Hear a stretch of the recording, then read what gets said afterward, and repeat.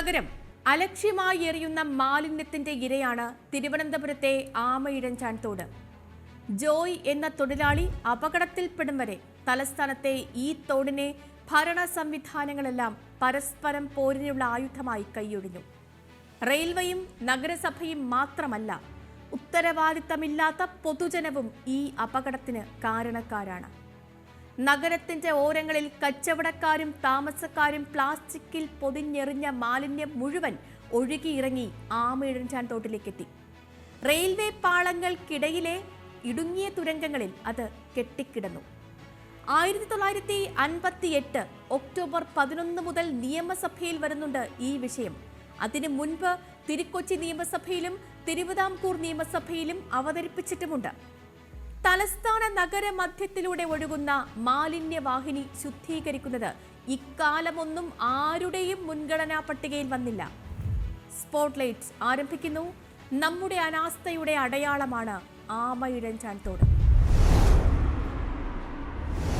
ഏത് നഗരത്തിലെയും മാലിന്യം നീക്കേണ്ടത് തദ്ദേശ സ്വയംഭരണ സ്ഥാപനങ്ങളാണ്. ആരെങ്കിലും അലക്ഷ്യമായി മാലിന്യം ഇടുന്നുണ്ടെങ്കിൽ കണ്ടെത്തേണ്ടതും അതിന് പിഴയിടേണ്ടതും തദ്ദേശ സ്ഥാപനങ്ങൾ തന്നെ. റെയിൽവേ പ്ലാറ്റ്ഫോമിന് അടിയിലൂടെ പോകുന്ന ആമയിഴഞ്ചാൻ തോടും തത്വത്തിൽ നന്നാക്കേണ്ടത് തിരുവനന്തപുരം കോർപ്പറേഷനാണ്. എന്നാൽ റെയിൽവേയുടെ അധീനതയിലുള്ള ഈ പ്രദേശത്തെ മാലിന്യം നീക്കാൻ അനുവാദം ലഭിക്കാറില്ലെന്നാണ് മേയർ ആര്യ രാജേന്ദ്രനും മന്ത്രി വി ശിവൻകുട്ടിയും പറയുന്നത്. മാലിന്യം നീക്കാൻ റെയിൽവേ സ്വന്തം നിലയ്ക്ക് കരാർ നൽകി.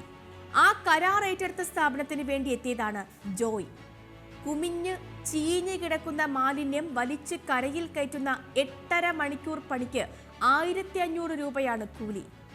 മറ്റു പണികൾക്ക് പോയാൽ 1000 രൂപയാണ് തച്ചെങ്കിൽ 500 രൂപയുടെ അധിക കൂലിയായി മാലിന്യത്തിലേക്ക് ഇറങ്ങാൻ തയ്യാറായതാണ് ജോയ്. ജോയും 3 തൊഴിലാളികളും ശ്രമിച്ചാൽ നീക്കാൻ കഴിയുന്ന മാലിന്യമായിരുന്നോ അവിടെ ഉണ്ടായിരുന്നത്? മനുഷ്യാധ്വാനം കൊണ്ട് അത് നീക്കാൻ സാധ്യവുമായിരുന്നില്ല. എന്തെങ്കിലും ചെയ്തു എന്ന് വരുത്താൻ മാത്രം നടത്തിയ വേലയുടെ കൂടി ഇരയാണ് ജോയ് എന്ന തൊഴിലാളി. കൊട്ടാരങ്ങളിലെ നിലവറകളെ കുറിച്ച് പറയും പോലെയാണ് ആമയിഴഞ്ചാൻ തോടിന്റെ അവസ്ഥയും. തമ്പാനൂർ റെയിൽവേ സ്റ്റേഷൻ അടിയിലൂടെ പോകുന്ന തുരങ്കത്തിൽ എന്തൊക്കെയുണ്ടെന്ന് കോർപ്പറേഷനും അറിയില്ല, റെയിൽവേക്കും അറിയില്ല. 150 മീറ്ററാണ് ഈ തുരങ്കത്തിന്റെ നീളം. ജോയ്ക്ക് വേണ്ടി തിരച്ചിലിനിറങ്ങിയ സ്കൂബ സംഘത്തിന് പോലും ആദ്യ ദിവസം ഒരു വശത്ത് 15 മീറ്റർ മാത്രമാണ് പോകാൻ കഴിഞ്ഞത്, മറുവശത്ത് 40 മീറ്ററും. 100 മീറ്ററോളം പരിശോധിക്കാൻ ഒരു പകൽ മുഴുവൻ ശ്രമിച്ചിട്ടും കഴിഞ്ഞില്ല. യന്ത്രങ്ങൾക്കും ഉൾഭാഗത്തേക്ക് പോകാൻ കഴിയുന്നില്ല. അവിടെ എല്ലാമുള്ള മാലിന്യം നീക്കാനായിരുന്നു ഈ 4 മനുഷ്യരെ ഇറക്കിവിട്ടത്. ഇനി അത് നീക്കാൻ കഴിയുമെങ്കിൽ തന്നെ ഈ മഴക്കാലത്താണോ അത് ചെയ്യേണ്ടത്? വേനലിൽ ചെയ്യേണ്ട ജോലി കർക്കിടകമെത്താറായ കാലത്ത് ചെയ്യാൻ തീരുമാനിച്ചത് ആരുടെ ബുദ്ധിയാണ്? ആമയിഴഞ്ചാൻ തോട് തിരുവനന്തപുരം മുതൽ ഷൊർണൂർ വരെ ഉണ്ടായിരുന്ന ഒരു ജലപാതയുടെ ഭാഗമായിരുന്നു. ആ പാതയുടെ തുടക്കം കോവളത്ത് നിന്ന് വള്ളക്കടവ് വരെ. വള്ളക്കടവ് പഴയ തിരുവിതാംകൂറിൽ രാജാവിന്റെ വള്ളമടുപ്പിച്ചിരുന്ന ജെട്ടിയാണ്. വള്ളക്കടവിൽ നിന്ന് ആക്കുളം വരെ, ആക്കുളത്ത് നിന്ന് കഠിനംകുളത്തേക്ക്, ഒടുവിൽ പൂന്തുറയിലെത്തി അറബിക്കടലിൽ ചേരുന്നു. ഉൾനാടൻ ജലപാത എന്ന നിലയിൽ അത്രയേറെ തന്ത്രപ്രധാനമായിരുന്നു ഒരു കാലത്ത് ഈ പാത. ഇതിനും മുകളിൽ തമ്പാനൂർ റെയിൽവേ പ്ലാറ്റ്ഫോമുകളും പാളങ്ങളും നിർമ്മിക്കുമ്പോൾ മുതൽ ആസൂത്രണങ്ങളെല്ലാം അമ്പേ പാളി. ഇടുങ്ങിയ ഗുഹാ കവാടത്തിലൂടെ മഴക്കാലത്ത് വെള്ളം പോലും മുഴുവൻ ഒഴുകിപ്പോകാറില്ല. അതിന് പുറമെയാണ് ആയിരക്കണക്കിന് ടൺ മാലിന്യങ്ങളും. അതിഥികൾ കാണാതെ വീടിന്റെ ചായ്പിലേക്ക് എന്നതുപോലെ നഗരം ആ തുരങ്കത്തിലേക്ക് മാലിന്യം തള്ളിവിട്ടു. മുകളിലെ പ്ലാറ്റ്ഫോം തൂത്തുവാരി എല്ലാം വൃത്തിയാണെന്ന് മേനി നടിച്ചു. ഒരു ജീവൻ അതുവഴി ഒലിച്ചു പോകുന്നത് വരെ ആരും ഒന്നും അറിഞ്ഞതായി ഭാവിച്ചില്ല. 1993 ജനുവരി 28 സംസ്ഥാന നിയമസഭയിൽ അന്ന് MLA ആയ MM ഹസൻ ഒരു ചോദ്യം ഉന്നയിക്കുന്നുണ്ട്. ആമയിഴഞ്ചാൻ തോടിന്റെ വീതി വർദ്ധിപ്പിക്കാൻ നടപടി ഉണ്ടായിരുന്നോ എന്നായിരുന്നു ആ ചോദ്യം. പദ്ധതി തയ്യാറാക്കി അടുത്ത ബജറ്റിൽ പണം അനുവദിക്കും എന്ന മറുപടിയും കിട്ടി. 31 വർഷം മുൻപ് തയ്യാറാക്കി എന്ന് പറയുന്ന ആ പദ്ധതി ഇതുവരെ നടപ്പായിട്ടില്ല. ഇത് മാത്രമല്ല, ആമയിഴഞ്ചാൻ തോട് നന്നാക്കാൻ നടപടി എന്ത് എന്ന ചോദ്യം ആദ്യ കേരള നിയമസഭ മുതൽ ഉയരുന്നുണ്ട്. 100 തവണയെങ്കിലും ഈ വിഷയം സഭയിൽ ഉയർന്നതിന് നിയമസഭാ രേഖകൾ തന്നെ സാക്ഷിയാണ്. കോർപ്പറേഷൻ ഭരണസമിതിയിൽ 1000 തവണ ഈ വിഷയം ഉയർന്നിട്ടുണ്ടാവണം. പാർവതി പുതനാർ പോള നീക്കി ഗതാഗത യോഗ്യമാക്കാൻ എത്ര കോടികളാണ് ചെലവഴിച്ചത്?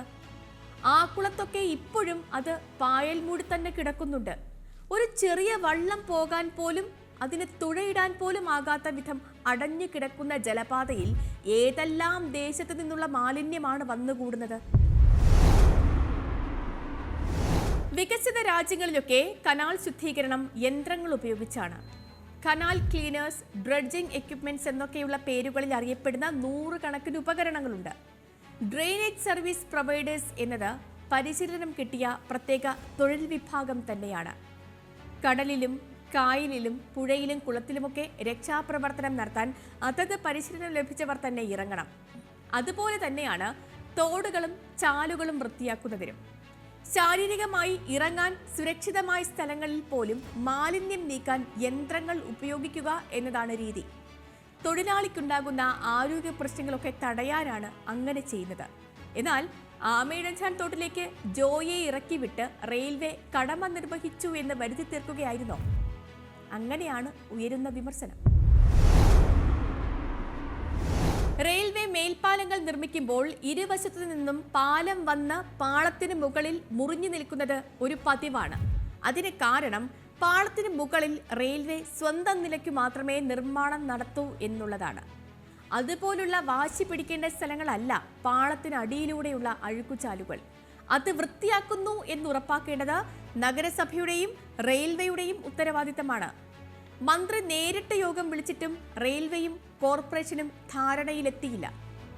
6.5 പതിറ്റാണ്ടായി നിയമസഭയിൽ പലപ്പോഴായി ഉയർന്നു വന്നിട്ടും ഒരു നടപടിയും ഉണ്ടായില്ല. ഇതിനു മുൻപൊക്കെ നടത്തിയ വൃത്തിയാക്കലുകളും അപൂർണമായിരുന്നു എന്നാണ് ഇപ്പോൾ പുറത്തുവരുന്ന വിവരം. തലസ്ഥാന നഗരത്തിന്റെ പ്രധാന നാഡിയാണ് ആമയിഴഞ്ചാൻ തോട്. അത് പുത്തനാറായി സംരക്ഷിക്കാൻ ഇനിയെങ്കിലും മനസ്സുണ്ടാകണം.